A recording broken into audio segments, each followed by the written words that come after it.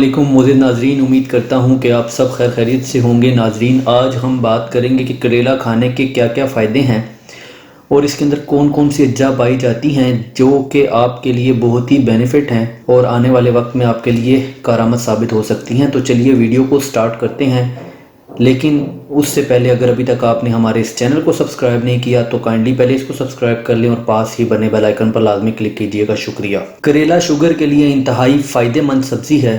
रोज़ाना 1 चम्मच करेले का जूस शुगर के लेवल को हैरत अंगेज तौर पर कम करता है। शुगर को कंट्रोल करने में करेला अहम किरदार अदा करता है। Shanghai institute of medical report के मुताबिक करेले में 4 इंतहाई बायो एक्टिव अज्जा पाए जाते हैं जो टाइप 2 ज़ियाबेतिस पर काबू पाने के लिए इफादियत रखते हैं। टाइप 2 ज़ियाबेतिस के अफराद के जिस्म में खून में मौजूद शक्कर से तवानाई नहीं बनती क्योंकि इनके जिस्म में इंसुलिन जमा नहीं हो रही होती।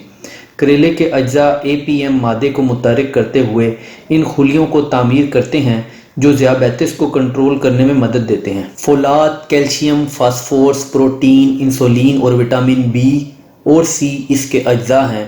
ज़ियाबेतिस के लिए ये सब्ज़ी इंतहाई मुफीद है। जोड़ों के दर्द और गठिया को दूर करता है, बलगम को भी दूर करता है, पेट के कीड़े हलाक करता है, फालिज, लकवा और यरकान के लिए बेहद मुफीद है। ताज़ा करेले का रस 7 तोला को 2 तोला शहद में मिलाकर पीना जिगर के लिए भी मुफीद है। अगर कोई ज़ख्म हो गया है तो करेले के बीज रोगने बादाम में घोट कर लगाएं, इंशाअल्लाह ताला ज़ख्म भी ठीक हो जाएगा। करेला खून को साफ करता है, खून में मौजूद फासिद मादों को ख़त्म करता है और जिस्म को क़ुव्वत बख्शता है।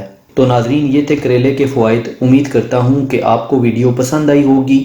अगर वीडियो पसंद आई हो तो काइंडली वीडियो को लाइक कीजिएगा। अगर आपका कोई भी सवाल हो तो आप नीचे कमेंट कर सकते हैं और चाहें तो हमारे इस चैनल को भी सब्सक्राइब कर लें। अपना बहुत बहुत ख्याल रखिएगा। Thanks for watching. अल्लाह हाफिज़।